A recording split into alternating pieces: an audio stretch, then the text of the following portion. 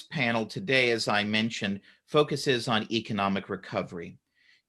Policymakers in Washington and Sacramento are really laser focused on how to turn the economy around, keep businesses afloat, and help people stay employed amidst this ongoing pandemic.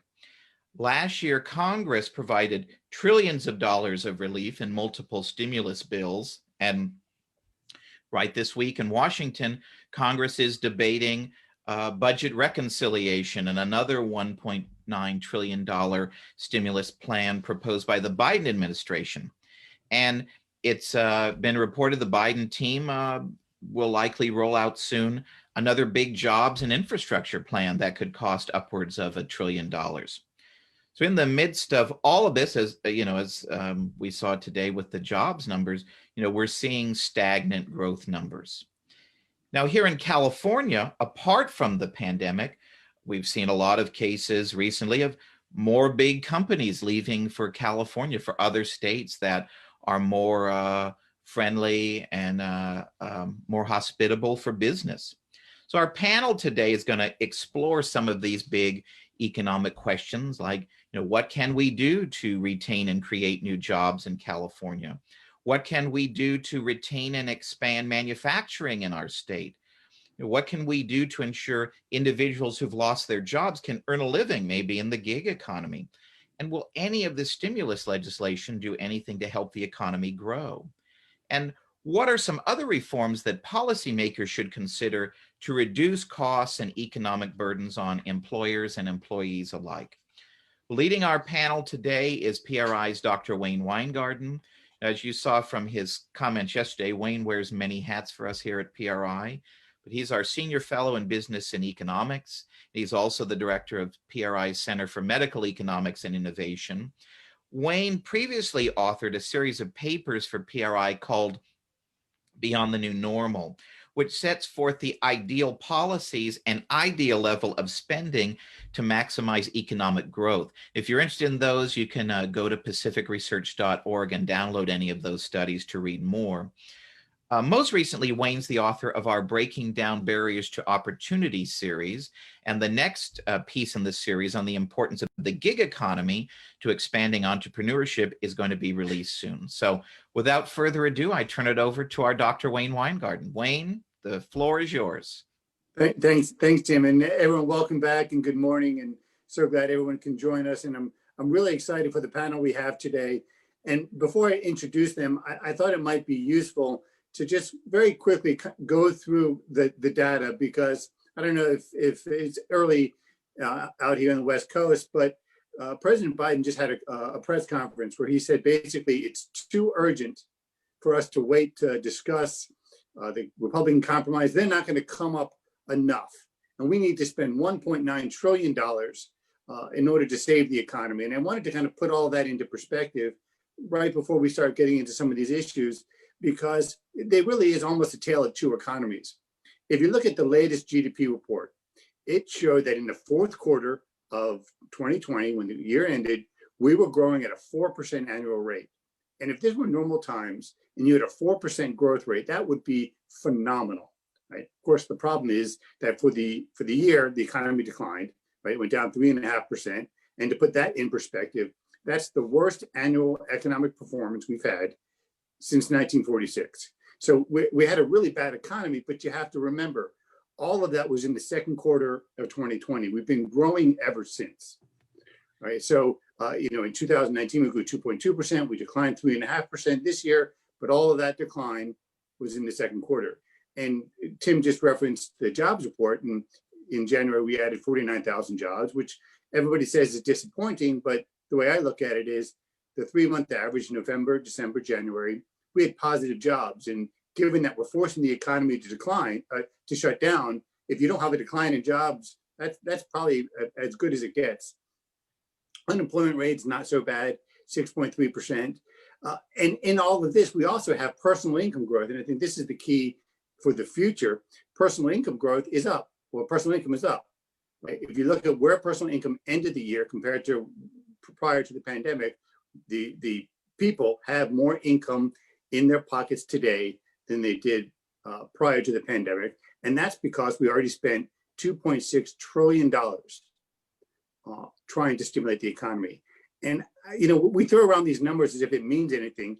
That you're talking about 12% of our economy. 2.6 with 12% of our economy. The entire economic output right now is only 1.2% smaller than the fourth quarter before the pandemic, but we've already spent 12%. And now President Biden says we need to spend another 9%. So in other words, stimulating the economy, we're going to spend over 20% of our economy trying to stimulate it. It's an incredible amount of money. Savings is at all-time high. We haven't had a savings rate as high as it is today since 1975. And so I wanted to give all of this as background because it demonstrates that there's a tremendous amount of pent-up demand, and all of the policies we see going forward are going to be influenced by that pent-up demand. Right? Once the shutdowns end, assume the vaccines do what they're supposed to do and the shutdown ends, we're going to see all of that pent-up spending come out. And we haven't even talked about, by the way, all of the credit expansion of the Federal Reserve, which means we're going to get lots of loans coming out. We're going to see all of this happen in the second half of 2021 into 2022, when the economy is going to be growing very quickly. And then all of a sudden, all of these dislocations are going to come from it. We're going to get a tremendous amount of volatility. Into all of this, manufacturers have to make decisions about, how can they produce? What are they supposed to be producing? And we have policy, right? Joe Biden is going to adopt the California approach to tax and spend. So he's going to be, in top of the spending. He's currently, $1.9 trillion.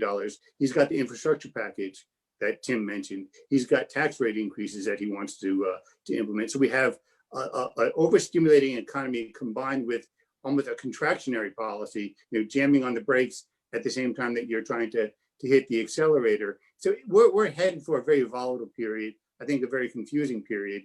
And why I'm really excited about kind of the two people we have on this panel today is I think they each have unique insights to help us understand kind of what's going on and what can we expect going forward, both in terms of policy and in terms of manufacturing, which is so essential for both the California economy and as well as for the U.S. economy. So our first panelist is Lance Hastings. Lance is the president and CEO of the California Manufacturers and Technology Association.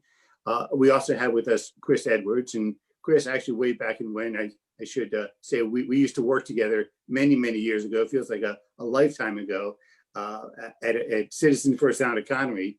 But Chris is the Director of Tax Policy at the Cato Institute, and he's also the editor of a fantastic website called downsizinggovernment.org, which if you've never visited, I highly, highly recommend. There's some really important information that he puts out there. So I'd like to spend most of the time let Lance and Chris do the talking. And Lance, if I can start with you, how have manufacturers fared during the COVID-19 pandemic? What's their experiences been with all of the stimulus, the Paycheck Protection Program, the other relief programs?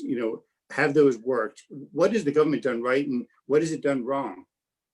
Well, I think in the industrial sector, it's been kind of a hit and miss from the very beginning of the pandemic. And I recall speaking around the state about manufacturing prior to the pandemic and being asked, how's manufacturing going? And I would always answer, it's good, not great.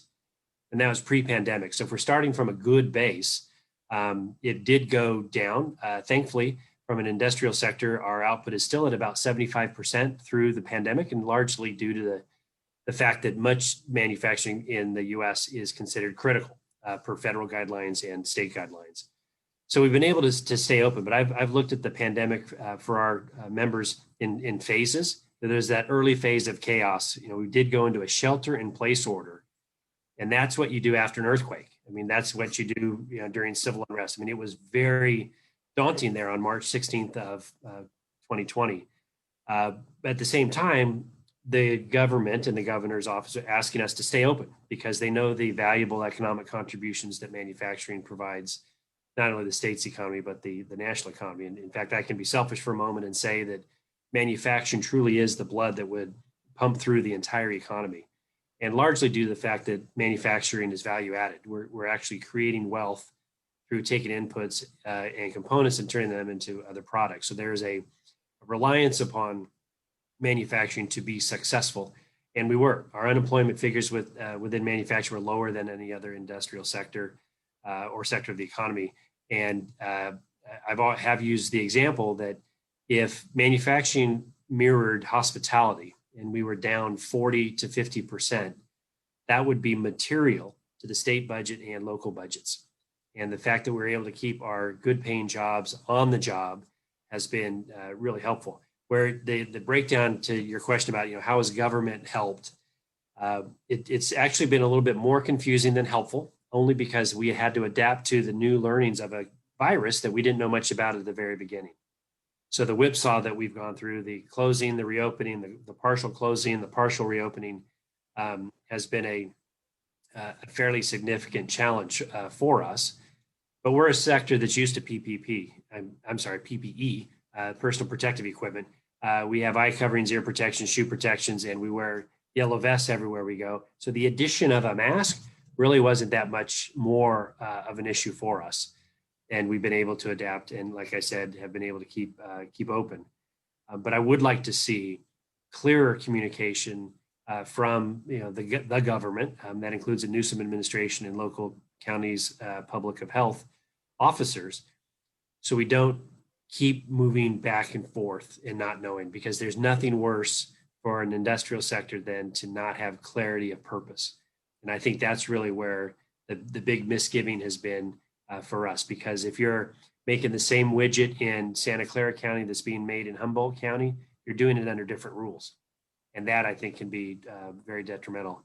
From the PPP side on the paycheck protection, not a lot of take up in our sector, because we have been able to remain open for the most part.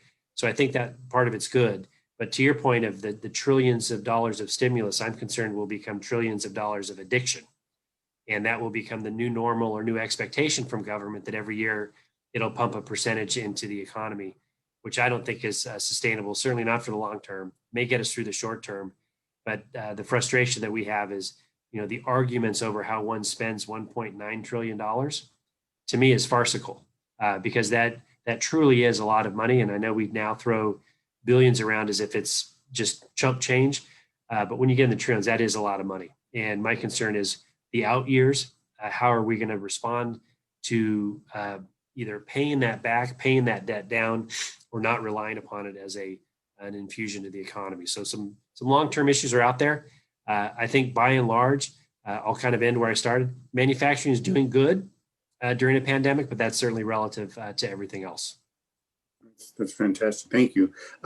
Chris, I'm going to switch to policy for a second, because the Biden administration, we keep talking about once we get through the pandemic concepts, we want to raise taxes, right? We want to raise federal income taxes, taxes on capital gains. We want new regulations, a $15 minimum wage. I was hoping you can kind of give us a sense of what's being discussed in terms of the tax increases and these regulations. Do you think they'll become law? And what would be the implications, particularly from a state perspective? Well, thanks a lot for having me, Wayne, and thanks to PRI for putting on the forum today. Just to build on what you and Lance said about federal government debt, it's really unfortunate and sad what's happening in Washington. Our debt is at the highest it has been in the country's entire history. It's hitting its level that it was in World War II, and we're not at war now.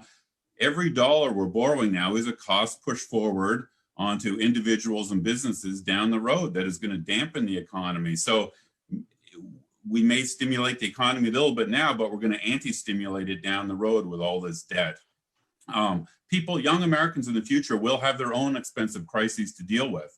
So they're going to be paying twice. They're going to be paying for their own crises, their own recessions down the road, and our crises that we're pushing the cost onto them. It's very unfair what is going on. If governments want to stimulate, I think they should deregulate,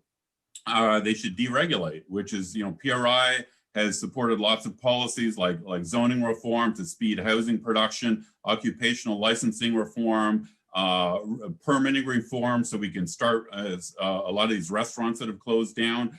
That's the type of stimulus we really do need is deregulation stimulus. So if you look at what Washington is doing, I'm very fearful about what is coming down the road. President Biden has promised large increases in regulation. We're seeing that now with his proposed $15 an hour minimum wage. That may impact California less than other states, but some of the lower income states in the South, places like Alabama and Mississippi, it's going to kill the job markets in those states. And so that's an anti-stimulus, his minimum wage and other regulatory increases.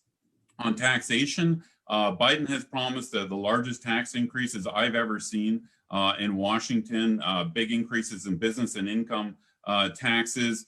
One tax increase he's proposed, I think, would be particularly damaging to California, and that is he's proposed doubling the top capital gains tax rate from 20% to 40%.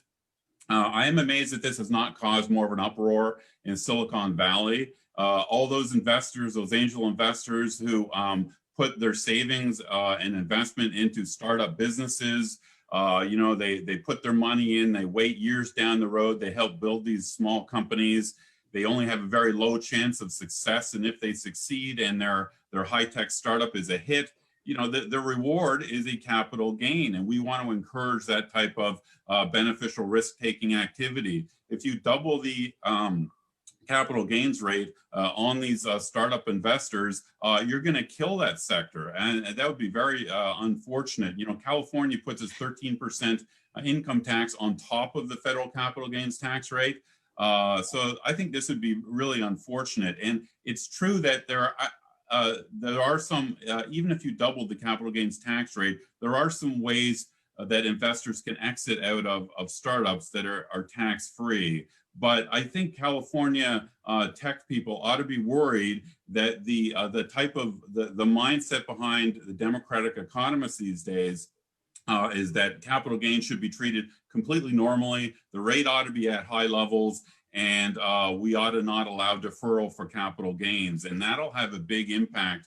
If we go that direction, it'll have a very dangerous and negative impact on our high-tech sector.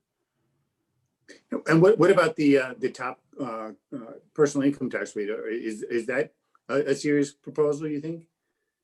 They're all very serious proposals. I think that the economists who advise the Democratic Party don't believe that taxpayers respond to tax increases, and they're completely wrong. I think capital and labor is more mobile in our global economy than ever before. Biden wants to increase the corporate tax rate, but corporations, are more mobile than ever, especially the type of corporations that populate California, Apple Computer and the like. Apple and companies like that, they don't have to build their next facility in California. They can build it in Taiwan or Vietnam or Canada or Mexico. They got many choices these days. So, Biden wants to increase the top personal income tax rate. He wants to repeal the cap on payroll taxes, which would push up the rate for small businesses at the top end by 12 percentage points. I think this would be a very damaging policy. And here's something that I think is often overlooked that state policymakers ought to consider. When the federal government raises its tax rates, it shrinks the tax base, and that shrinks the tax base for state governments. So, for example, if the federal government were to double its capital gains tax rate, capital gains realizations would shrink. That would hammer the California budget because the California budget is heavily dependent on capital gains tax revenues. So state policymakers in places like California ought to be lobbying against federal tax increases because it's going to shrink the state budget. So I think that message needs to get out more, that the federal tax increases crowd out state government budgets. And that's a message that I don't think people understand. No, that's incredibly important. Lance, I'd like to spend a little time talking about the exodus from California. Yesterday, we talked about that a little bit, especially in terms of people. Right? We've had about 200,000 people migrated away from California. And this really is a new phenomenon. I remember when I was growing up, everybody was moving to California. And that's reversing. And we're seeing that with manufacturers a little bit as well. And so I was hoping you can give us some insights in terms of kind of the drivers of the exodus, particularly for manufacturers, and to try to be optimistic. I mean, what can be done to reverse it? Like for manufacturers, what's the most important, things that can be done that could reverse it? Yeah, I mean, that's the best question. It follows exactly on what, Chris was saying before. Policies can drive people, and people vote with their feet sometimes. The most notable departure, of course, is Elon Musk, picking up and moving to Texas. And you'd never think you'd be in a position, and I'm sure our forefathers would never have thought this, that one person's departure would have a material impact on the state budget. The success of his company, his departure actually does in terms of income tax. And one has to think, is that a symbol of a good fiscal policy? Absolutely not. It needs to be corrected.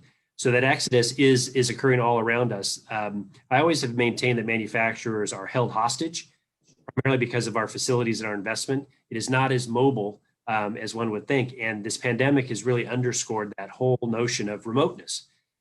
San Francisco is a great example. Everybody loves San Francisco, but I think it's turned into a nice place to visit, but nobody wants to live there because you don't have to anymore. And there have been a couple of waves of financial exodus from the Bay Area to the inland parts of the state, and Sacramento has felt it during the real estate boom. They're coming just far enough; they don't need to work here. And if you go up to Lake Tahoe, you will see license plate frames that are all Bay Area oriented, because people can work up there. But in manufacturing, you have to be at the factory to make the item. We're not going to revert back to a cottage industry where an employee of Tesla is going to make their car in their garage and then take it to a showroom somewhere. It's just not going to happen. So the decisions are being made. Do we stay in the state that has a great talent pool, great population, certainly great market share? There's 1,000 reasons why business enterprises ought to be located in California, but those reasons are getting less and less relevant. And in fact, I've talked to friends in Colorado that are starting to see that exodus. People want to move to Colorado. And what I hear back is, don't turn Colorado into California.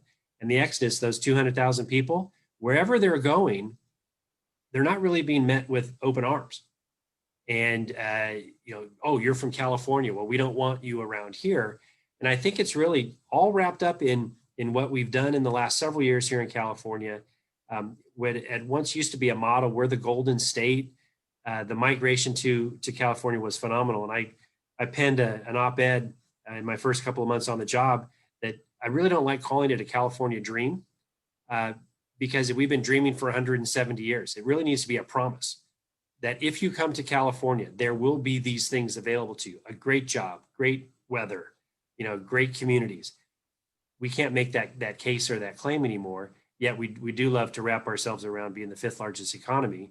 And my concern is we're doing everything possible to turn us into the 6th, 7th, or 8th, rather than the 4th. And I'll kind of, with that, I'll almost do a little bit of a mic drop, but it's concerning. We can't, our state's economy can't sustain an exodus of the manufacturing sector. In fact, what we need to do is grow it here and expand it, because the job base and the wages that are paid within the sector really will prop up the state's economy now and certainly into the future. And is there one policy in particular that's driving manufacturers out, or is it just the declining business environment that is just making it harder and harder to do everything? It's the old adage, unfortunately, kind of all things all at once. We can point to PAGA reform, that if you're hiring employees and you're going to get dinged by a private right of action, that's going to be very costly, that you may not have the same experience in another state. And I have members of mine here at CMTA that every week get another appeal from another jurisdiction somewhere else in the country to come. And yeah, they're dangling incentives to do so, and it looks rather attractive. The thing that does keep me up at night, there will come a time, if things are not addressed, that those incentives will no longer be necessary. They'll just say, dear manufacturer, please come to West Virginia.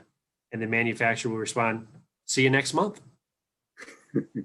Because the disincentive to stay in California will be so great. My job, of course, is to prevent that, working diligently to do so. And the way that we're able to be successful is we're changing the narrative about manufacturing away from the dirty, dark, and dangerous that everybody thinks it is, or at least that's what Hollywood wants everybody to think it is. It's really not that. It's advanced, it's quiet, it's safer than it's ever been. And the productivity in California is still the largest producing state in the manufacturing sector of the entire country. So we do have some very good things going for us. I just don't want them to kind of slip through our fingers. Hey, Chris, you were talking about, and this is really important, the impact of the tax base. Right? You raise federal taxes, you shrink the state tax base. You also have kind of an opposite thing going on, where now the Biden administration is talking about part of that $1.9 trillion is to prop up the state budgets, right? So we're going to, increase spending at the state level and do it from the federal government because that's who can do it. That's who can borrow. Do the states really need that help? And kind of what does the fiscal picture look like going forward? So initially, when the pandemic started last year, there was some fear by some folks that it would be an apocalypse for state budgets. The state budgets would get hit really heavily. I was kind of skeptical, and I think I've turned out to be right. That I went and looked back at their Great Recession, and if you look at the Great Recession, state and local revenues actually did not fall very much. In fact, local government revenues didn't fall at all because local government revenues, about 3/4 come from property tax revenues. And during this recession, house values have been rising, so property tax revenues have been flowing into local governments. And so local governments are fine. State governments initially took a hit during the second quarter, but during third and fourth quarter, state governments across the country, their income and sales tax revenues bounced back up. And now, and if you look at the whole year of calendar 2020 now, overall state and local tax revenues were up about 1%. On the year, and spending was up about 2%. So state governments are having to do some belt tightening, but frankly, that's okay. As far as I'm concerned, compared to the amount the business is having to restructure, I think it's okay if the state and local governments slow their spending down a bit. We don't need more state and local funding from Washington. Hundreds of billions of dollars of cash is still in the pipeline from prior stimulus bills last year. California's budget is doing well. Also, the Legislative Analyst's Office in November, their report pointed out that because the stock market is high and high earners are doing well in California, California tax revenues are actually much higher than originally thought. Indeed, the Legislative Analyst's Office called it a windfall in the California budget. So I would suggest that California policymakers keep the windfall in revenue they're currently getting and use it if there's a slowdown in coming years. I will give California a lot of credit. Back in 2014, California voters passed Proposition 2, which built up a big rainy day fund in California's budget. And that served California very well going into this recession. California had one of the biggest rainy day funds among the states, and that's great. So I think one of the lessons for policymakers moving forward is, we don't know when recessions are going to happen. State policymakers ought to put money aside in a rainy day fund so that they can handle downturns in the future. But we certainly don't need more cash from Washington at this point. Well, related to that, a lot of your research has looked at kind of the implications in terms of federalism, right? In terms of, when the federal government is spending money, like right now, President Biden wants to spend $6 trillion on infrastructure. We all talk about how important infrastructure investments are, and the roads are decaying. But your research shows that while it may appear like a good deal, that it's something different, that there's the federal spending spree can actually backfire for states like California. I was hoping you could kind of provide some insights on that. Sure. In a typical year, before the pandemic year of 2020, the federal government spends about $700 billion a year on state and local activities like K-12 schools and housing and highways and that sort of stuff. All of that money is not free. Ultimately, taxpayers in places like California, they send their money to the federal government of Washington, and then some of it comes back to them, in California. So there's nothing free about this. The second thing that California policymakers ought to consider in particular is there's numerous studies, one by the Roosevelt Institute, that tally the total amount of tax money going from each state to Washington, then the amount of money they get back from Washington. And California is a perennial loser on this. So, half the states sort of win from the federal transaction of tax money going to Washington and then spending coming back. Half the states are winners, half the states are losers. California has long been a loser state. And the reason is not too surprising. California has a lot of high income taxpayers. So under the federal tax code, Californians pay a hell of a lot of tax money to Washington, and they don't get their fair share back. So, California policymakers ought to consider this when they think about all that money from Washington being free. It isn't really free, and California actually gets the short end of the stick. To go to your question in particular, though, the money from Washington is really not free in this way either. It comes with strings attached. The federal government will tries to micromanage state and local activities. So President Biden has promised about $6 trillion in new spending, a lot of it on state and local activities like K-12 schools. Well, he's not just going to give that money for free to California. They're going to try to micromanage California policy on schools. So, you know, we saw this under President Bush, for example, with No Child Left Behind. Bush tried to use the leverage of federal money to micromanage K-12 schools. There's a big blowback there. Teachers and school districts did not want the federal government trying to micromanage what they do. So I think this is going to be a battle we're going to see in coming months. If Biden increases a lot of aid programs for state governments, they're going to come with strings attached that I think a lot of California policymakers are really not going to like. Yeah, that's interesting. You're speaking of infrastructure, Lance, is that an issue for manufacturers? That, you know, if you drive on a California highway, right, you know, you're lucky that you get through without damaging your car, a little tongue in cheek, but not that much actually. Is that an obstacle? You know, do we need to invest in those areas, or how does that impact manufacturing in California and so many decisions to stay there? Yeah, I mean, we absolutely do. It's not only the highways, it's the intermodal transportation, it's the water, the electric grid, for example, which is as vulnerable as it's ever been.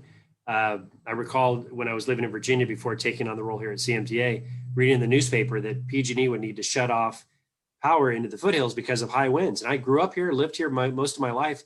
I couldn't believe what I was reading. And we've allowed our infrastructure to decay and decline without scheduled maintenance, if you will, along the way. Right.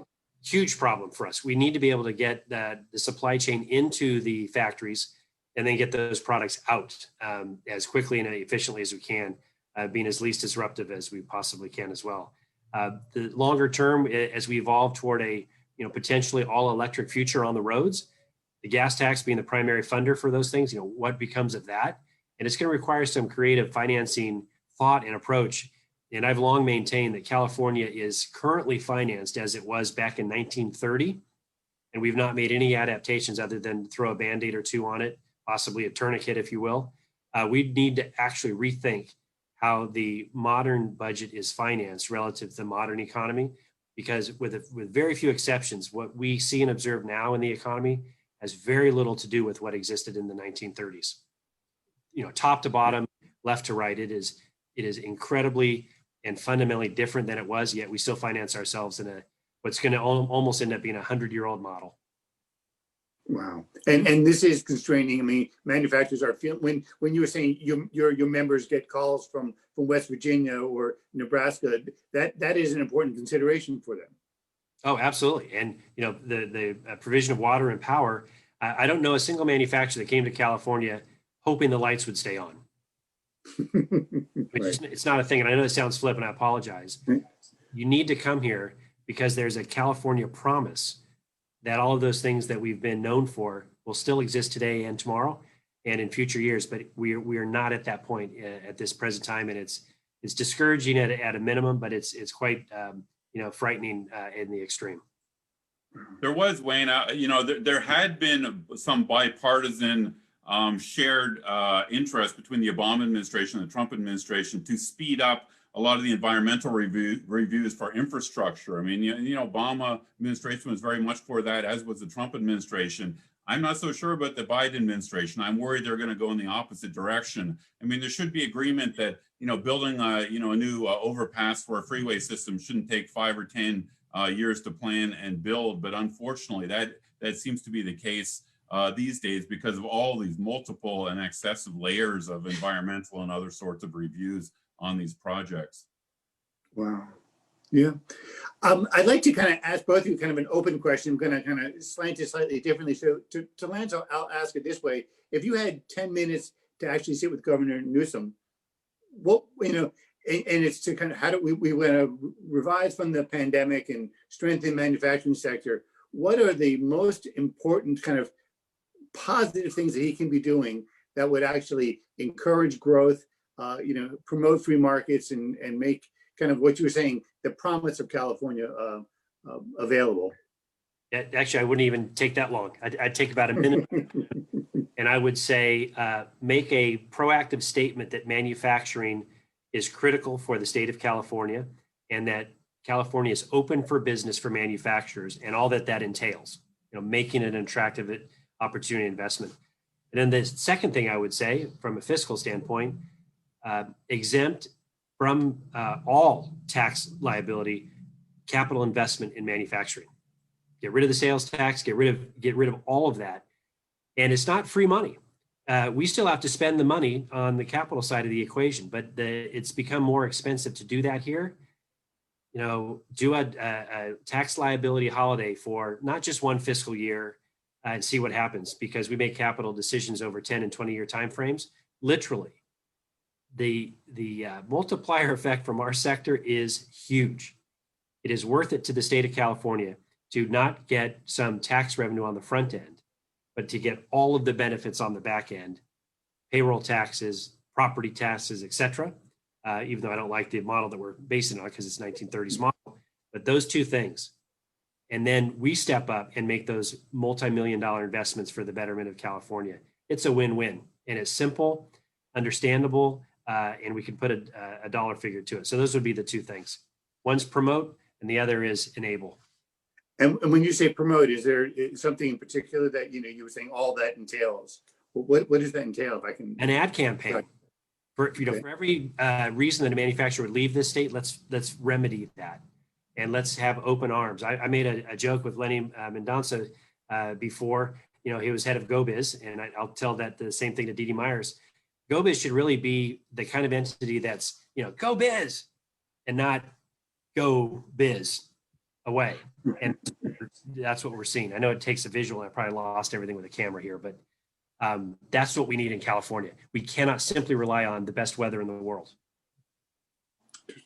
And Chris, if I was going to ask that question for you, but you're sitting in the Oval Office with our new president, and I know he's not going to listen to you probably, but if he were, given kind of the state of the economy now, and is it to not do what he's going to do, or are there more important priorities that he should be doing?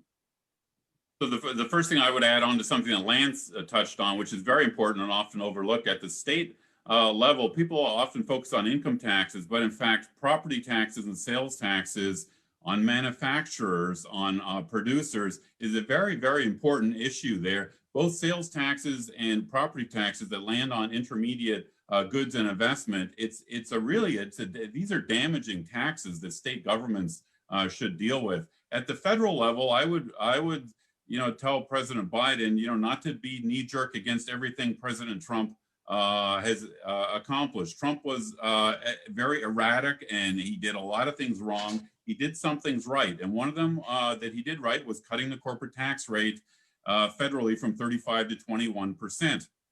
Our federal tax rate, corporate tax rate is now 21%. California imposes a corporate rate on top of that, so California's rate is actually 28%. That sounds, that's lower than it was, but it's actually above the global average corporate tax rate is now only 24%. The average in Europe is only 21%. So, California companies are still at a disadvantage with the corporate tax system compared to most of our trading partners. Corporations are more mobile than ever. As I touched on before, California companies, they don't have to invest in California at all. They can build a new semiconductor plant in Vietnam or many other countries. So, and the pandemic has accentuated this idea that the capital and skilled labor are more mobile than ever now.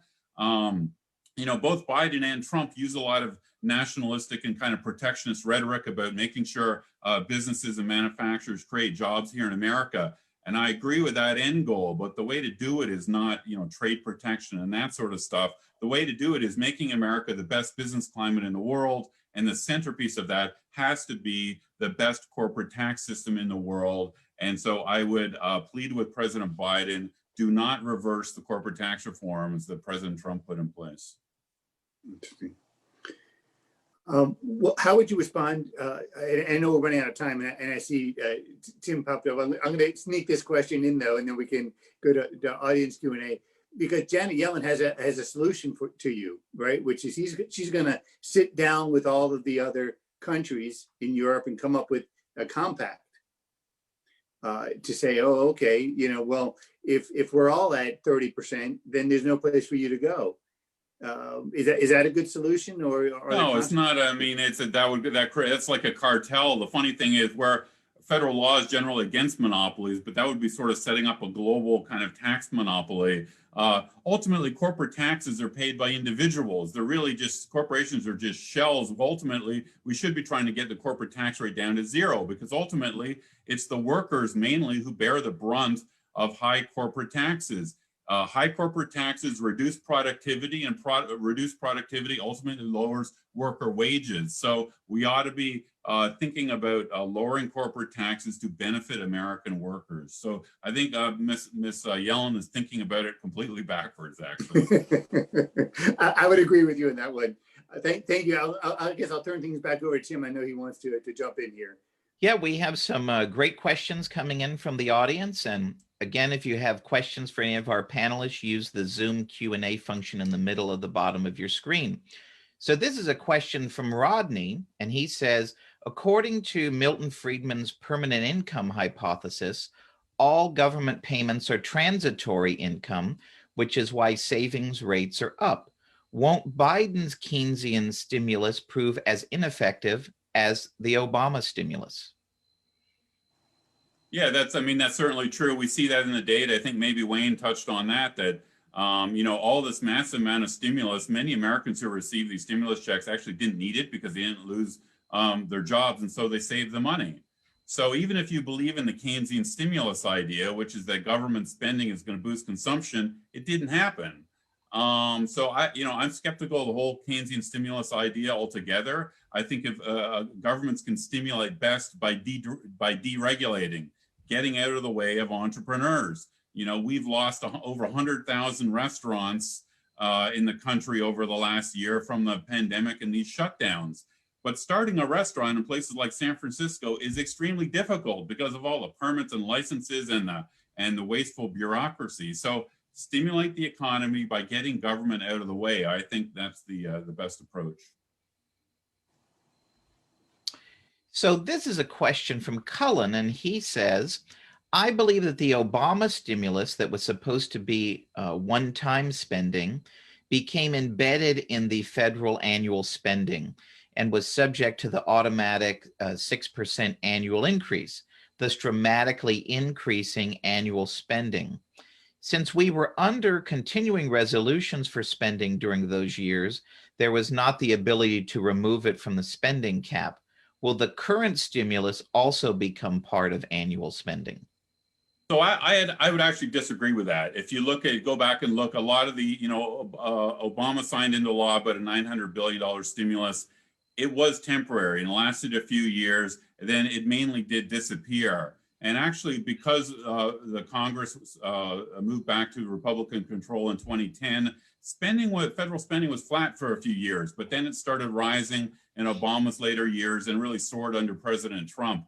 But I do share the fear going ahead that Biden will try to use these spending packages to put in place damaging long-term policies. A good example is the $15 minimum wage. They're going to try to pass the $15 minimum wage through the Senate with this spending bill. And I think there's going to be a lot of damaging regulations passed that way in coming months, unfortunately. So, so we do have to be, we've got to worry that, this time it's going to be kind of much worse than the government expansion under President Obama.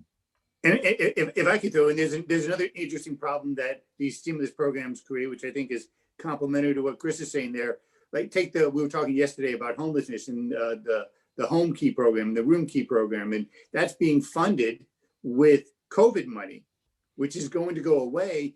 But California has now set up a program that now they're going to have to fund on top of all of the other programs, because either you're going to have to let that program disappear and there's nothing so permanent as a temporary government program.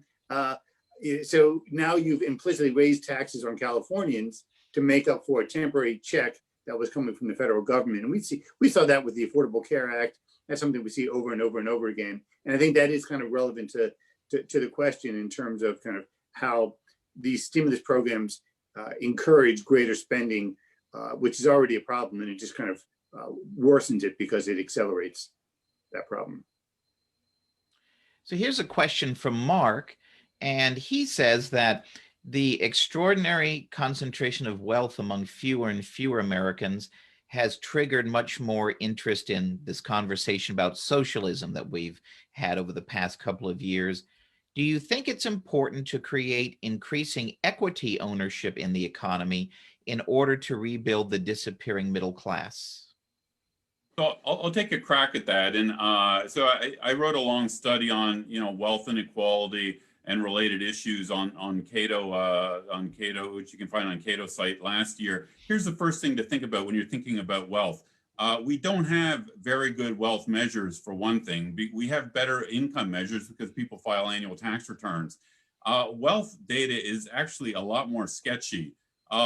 Wealth inequality probably has risen over the last couple decades, but not as much as some of the economists like Piketty on the political left are saying.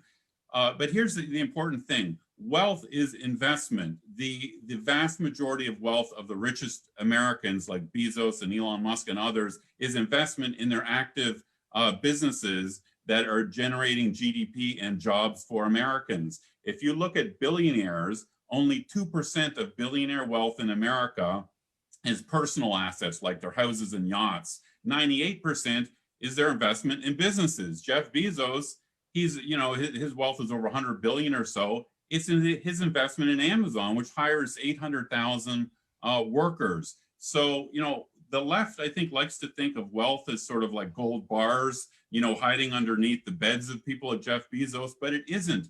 It's their investment in active businesses that are doing great things for the U.S. economy. So wealth is a good thing.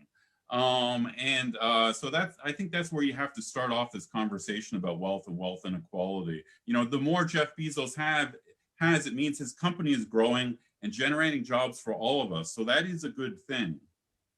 And in terms of the income side of it, people like to kind of look at these long-term trends without taking into account the policy differences of what's been happening. So if you look at kind of where, let's say, the lowest 20% of income are, you go, get the census data, you can see, adjusted for inflation, there's distinct trends. So while the overall growth over a certain, I think between 2000 and today in the lowest income quintile is not as strong as other quintiles, what you actually saw is policies, particularly, after the housing bust and during the early part of the Obama years, that were very punishing on the lower income groups. And so their incomes fell in real terms.